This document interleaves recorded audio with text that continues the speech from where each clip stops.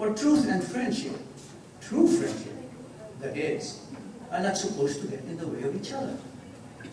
And so, I look at Oniv's second drawing of me in that light, and I saw myself as I was, a man going mad. This man. Thus born in the nick of time, I began to watch myself and soon enough quit the newspapers, a business in which I had stayed much too long and taken life much too seriously. Oniv did me, Oniv molded me, Oniv skewed me as I only desperately deserved, and I owe him my sanity. Thank you.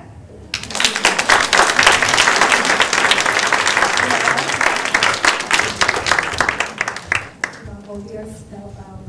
May I call the next friend, Mr. Manolo Evalia, also to say his things.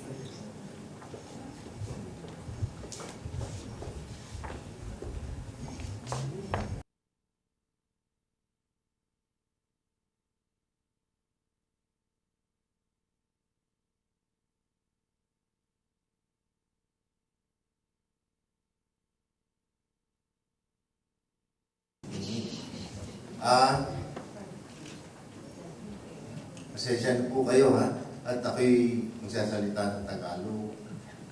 Kasi, nung pumunta ako sa Amerika, siguro sa 40 years na akong nandoon, marami ako na pag-aralan. Dami. Kami ni Olive. Kasi nakikita kami ni Olive, makikita ko. Ang dami ko natutunan, hindi lang ako natuto mag-English. Ang hirap.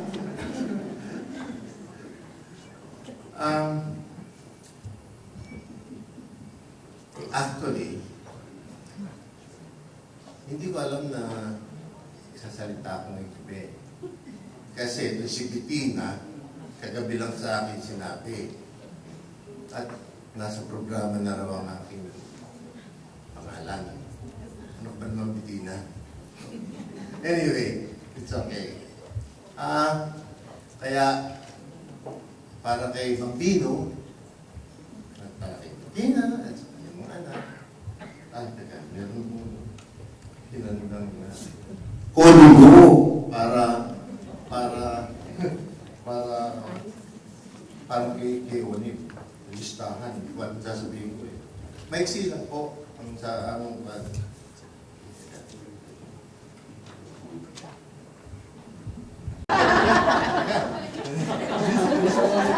Hindi. Maiksi lang ito.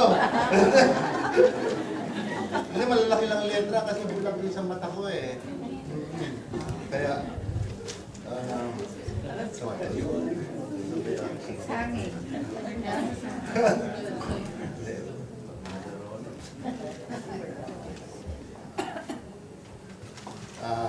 anyway. Ang pangalan ng aming ng firm namin ni Olive noon Evalia and Olmedo Associates. Nag-practice kami ng architecture from around 1959 nung graduate kami, pasok kami sa board. Hanggang umalis ako noong 1966.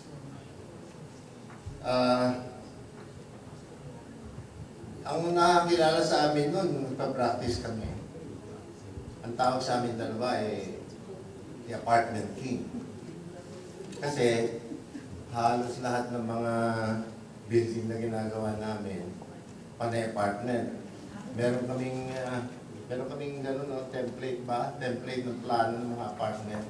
Pag yung mga kliyente, sabihin, 2 door, 3 door, 3 door, 2 door, 2 door. Tapos, meron na kami mga doors yan.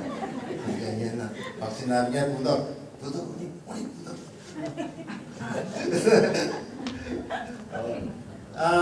Meron din kami mga ginagawa mga residensya. Pero ayaw namin yun matrabaho. At saka tagudog yun. Hindi nagbabayad ng kliyente. Kasi bago lang kami. Ako ang namamahala sa yung management construction. Si Oni ang designer. Alam mo naman si Oni, galing kamay. Kaya lang, yung mga design ni Oni, nahihirapan yung mga aming kontraktor na gawin. Kasi yung mga, minsan yung mga pader distorted. At saka naman yung mga kumita, may mga bintana sa mga lugar na hindi naman dapat lagyan. Nakikaya mga drawing niya na may mga mata sa dito sa loob, may mata sa leeg. Ganyan. Kaya hirap-hirap ang mga contractor. Lang po yun. Magaling na design na si Oni. Actually, ang masasabi ko, seriously, I just want to make it short. Meron din akong contribution dito sa Kwan, sa art world. Kahit na hindi nyo kilala. Dahil sa hindi ako umalis dito sa state, sa Amerika, punta sa state. Siguro si Olive, natuloy yung practice namin sa architecture. Hindi na siya nagkwan. Hindi na siya nag-artist. Kaya, yan ang contribution ko sa art world.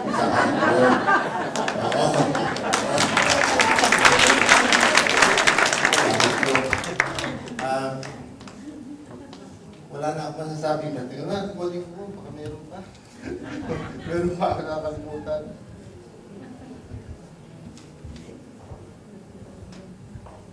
Wala na eh.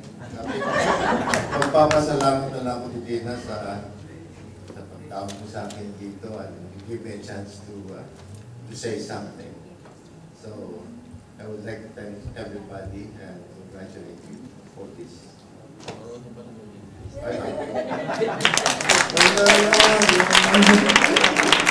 Diyan pa lang yun.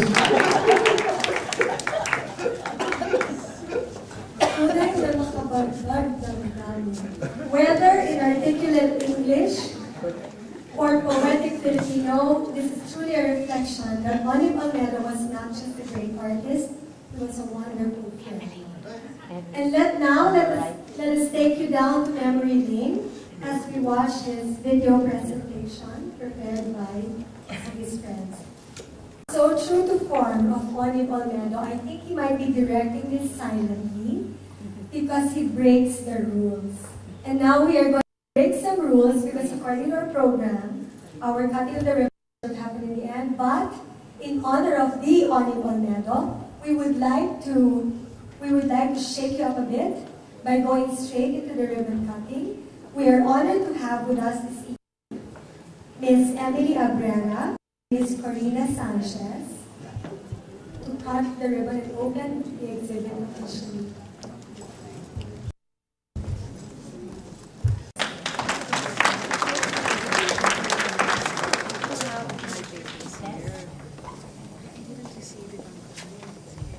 May we ask Mr. Nesardin to join them?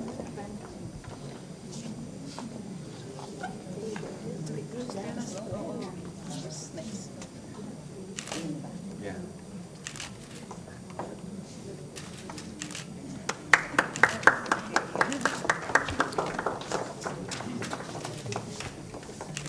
Wait. Repeat. So it's easier. Okay. Repeat.